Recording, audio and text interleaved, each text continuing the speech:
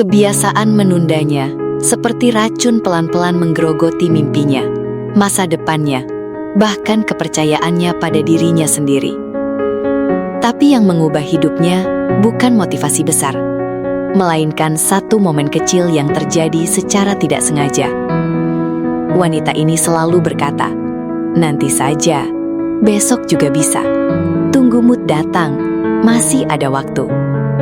Ia menunda laporan, menunda olahraga, menunda menabung, menunda merapikan kamar, bahkan menunda hal-hal yang ia tahu akan membuat hidupnya lebih baik.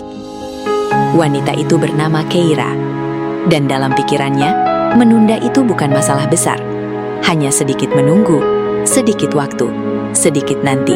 Tapi, ia tidak sadar bahwa kebiasaan itu perlahan mengurungnya. Pekerjaannya mulai menumpuk, tagihan terlambat, rumah berantakan, energi mentalnya kacau, dan harga dirinya menurun. Sampai suatu malam, Keira harus menyelesaikan presentasi penting untuk esok pagi. Ia sudah tahu deadline itu sejak 2 minggu lalu.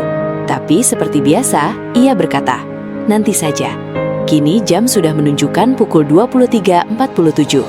Air mata menetes karena stres, tapi ia tidak punya pilihan. Ia harus menyelesaikannya. Ia duduk di depan laptop dan berkata pelan, "Kenapa sih aku selalu begini?" Kalimat itu bukan keluhan. Itu jeritan kecil dari dirinya yang lelah. Di tengah kebingungan itu, laptopnya tiba-tiba freeze. Filenya hilang, presentasinya rusak. Itu bukan kejadian besar bagi banyak orang, tapi bagi Keira, saat itu dunia seakan menamparnya keras. Ia jatuh terduduk di lantai. Ia menangis, ia frustrasi.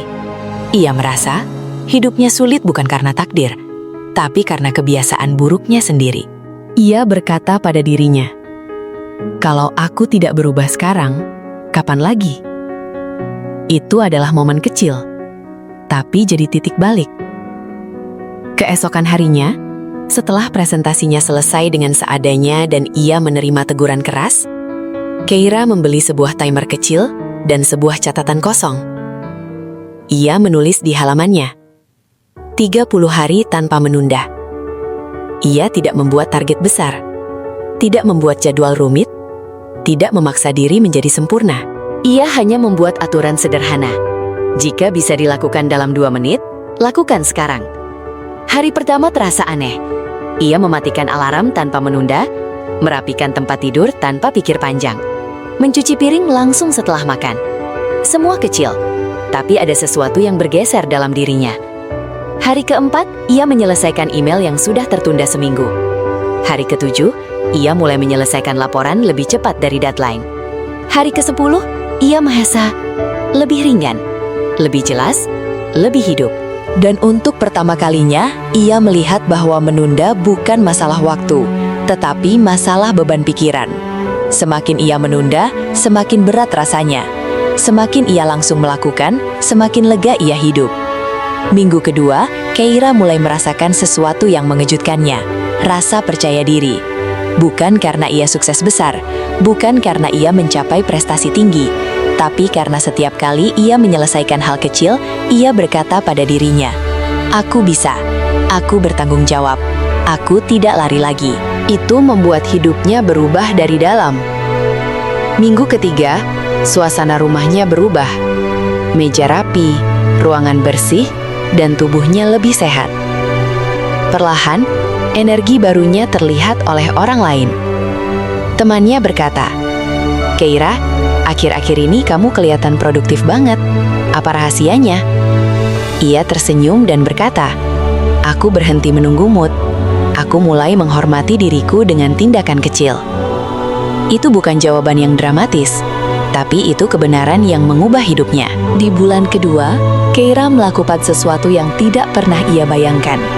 Ia mulai menabung, mendaftar kelas online, mengirim portfolio, bahkan membuka usaha kecil sampingan.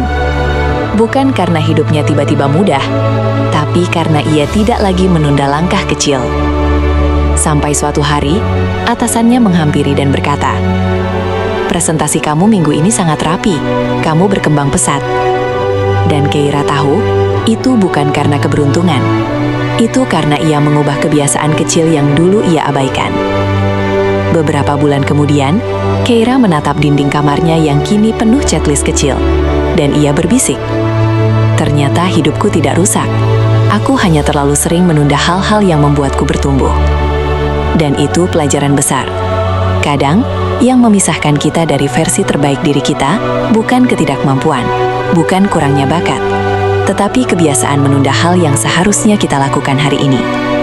Kalau kisah ini memberi insight untuk Anda, silahkan tekan tombol subscribe.